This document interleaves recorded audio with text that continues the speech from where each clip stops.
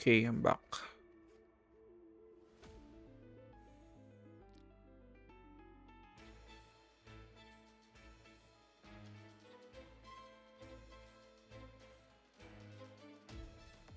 Verse 39.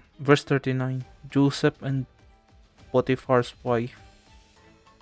Chapter 39. Joseph and Potiphar's wife. Verse 1.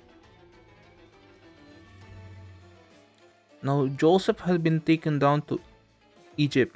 Potiphar, an Egyptian who was one of Pharaoh's officials, the captain of the guard, bought him from Ishmaelites who had taken him there. Verse 2. The Lord was with Joseph so that he prospered, and he lived in the house of his Egyptian master. Verse 3. When his master saw that the Lord was with him, and that the Lord gave him success in everything he did. Verse 4. Joseph found favor in his eyes and became his attendant. Potiphar put him in charge of his household, and he entrusted to his care everything he owned. Verse 5. From the time he put him in charge of his household and all that he owned, the Lord blessed the household of the Egyptian because of Joseph. The blessing of the Lord was on everything Potiphar had, both in the house and in the field. Verse 6. So Potiphar left everything he had in Joseph's care. With Joseph in charge, he did not concern himself with anything except the food he ate. Now Joseph was well built and handsome. 7. And after a while, his master's wife took notice of Joseph and said, "Come to bed with me." Verse 8. But he refused. "With me in charge," she told her, "my master does not concern himself with anything in the house. Uh, Everything he owns, he has entrusted to my care." Verse 9. "No one is greater in this house than I am. My master has withheld has withheld nothing from me except you, because you are his wife. How then could I do such a wicked thing and sin against God?"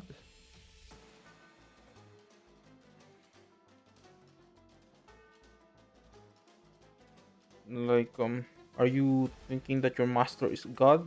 Or are you thinking that you should offer your loyalty to God? Oh my goodness. Shut up. Is that what you're thinking about?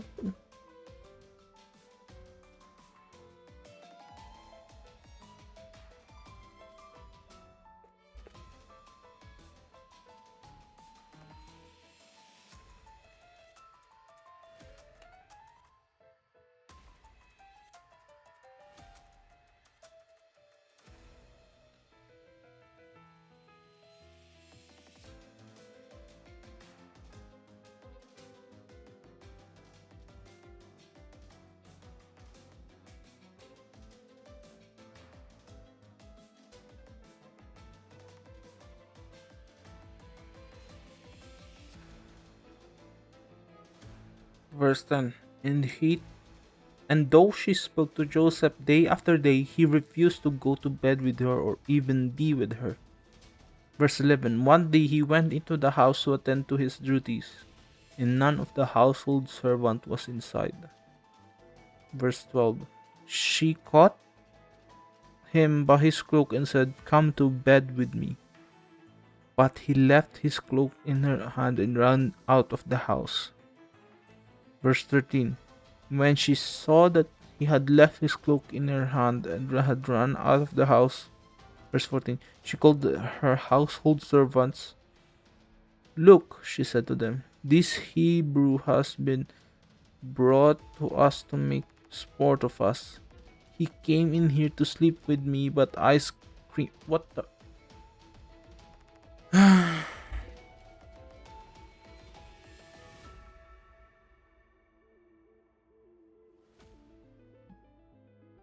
Literally. Malice.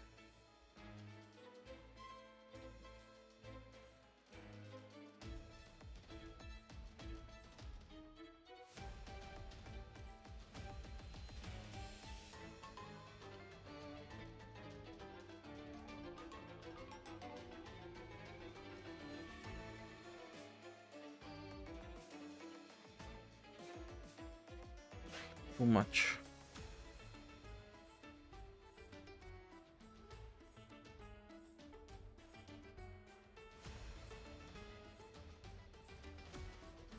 Verse 19.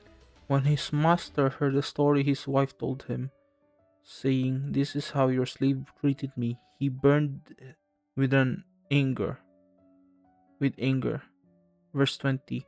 Joseph's master took him and put him in prison, the place where the king's prisoners were confined. But while Joseph was there in the prison, verse 20, the Lord was with him. He showed him kindness and granted him favor in the eyes of the prison warden. Verse 22, so the warden put Joseph in charge of all those held in the prison, and he was responsible for all that was done there. Verse 23, the warden paid no attention to anything under Joseph's care, because the Lord was with Joseph and gave him success in whatever he did. Ooh, that's good responsibility right there. Loyalty and such. I don't need your subscription. This is my final verse. My throat is dying now.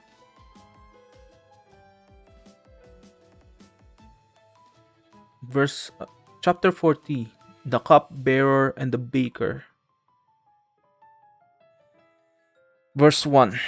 Sometime later, the cupbearer and the baker of the king of Egypt offended their master, the king of Egypt.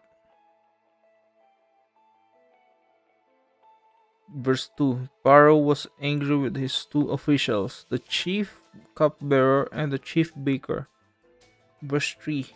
And put them in custody in the house of the captain of the guard, in the same prison where Joseph was confined. Verse 4. The captain of the guard assigned them to Joseph, and he attended them. After they had been in custody for some time, verse 5, each of the two men, the cupbearer and the baker of the king of Egypt, who were being held in prison, had a dream the same night, and each dream had a meaning of its own. Verse 6, when Joseph came to them the next morning, he saw that they were dejected. Verse 7, so he asked Pharaoh's officials who were in custody with him in his master's house, "Why do you look so sad today?" Verse 8, "We both had dreams," they answered, "but there is no one to interrupt them."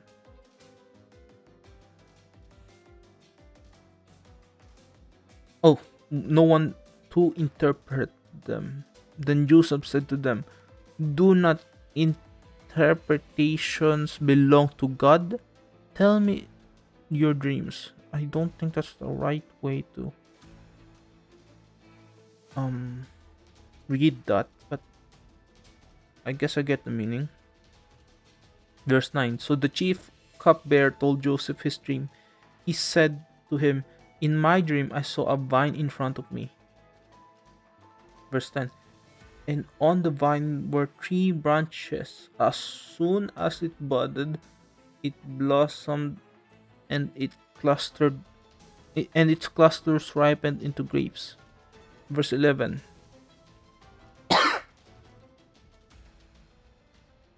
Pharaoh's cup was in my hand, and I took the grapes, squeezed them into the Pharaoh's cup, and put the cup in his hand.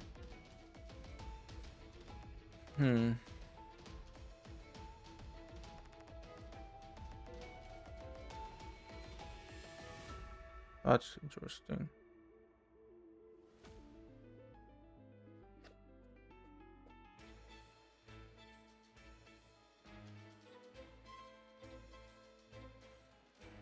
Verse 12. This is what it means. Joseph said to him, the 3 branches are 3 days. Verse 13.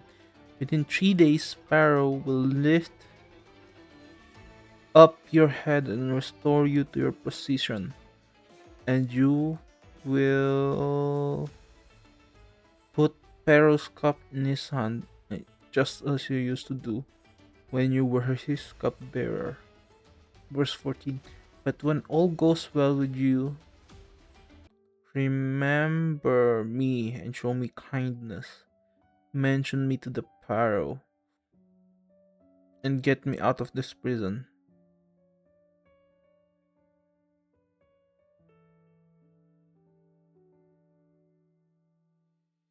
Verse 15. I was forcibly carried off from the land of the Hebrews, and even here I have done nothing to deserve being put in a dungeon. Verse 16. When the chief baker saw that Joseph had given a favorable interpretation, he said to Joseph, I too had a dream. On my head were 3 baskets of bread. Verse 17. The top In the top basket were all kinds of baked goods for Pharaoh, but the birds were eating them out of the basket on my head. Verse 18. This is what it means, Joseph said. The 3 baskets are 3 days. Verse 19. Within 3 days, Pharaoh will lift off your head and impale your body on a pole, and the birds will eat away your flesh. Verse 20. Now the 3rd day was Pharaoh's birthday, and he gave a feast for all his officials. He lifted up the bread, or he lifted up the heads of the chief cupbearer and the chief baker in the presence of his officials. Verse 21. He restored the chief cupbearer to his position, so that he once again put the cup into the Pharaoh's hand. But he impaled the chief baker, just as Joseph had said to them in his interpretations. Verse 23. The chief cupbearer, however, did not remember Joseph. He forgot him. I remember that. That's actually what I remember. I remember that part in the old story that I saw. I think it's an animation. After I finish Genesis, I'm gonna react to the animation of if I remember what it was. Holy Bible. Finished reading NIV. Thank you for, I don't know, people that are not here listening to my learning of the Bible in my own way, reading it. After reading Genesis, I'm gonna watch animations of Genesis and also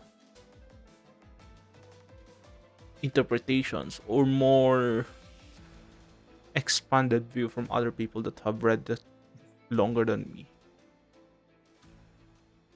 Thank you, goodbye, and God bless us. Amen.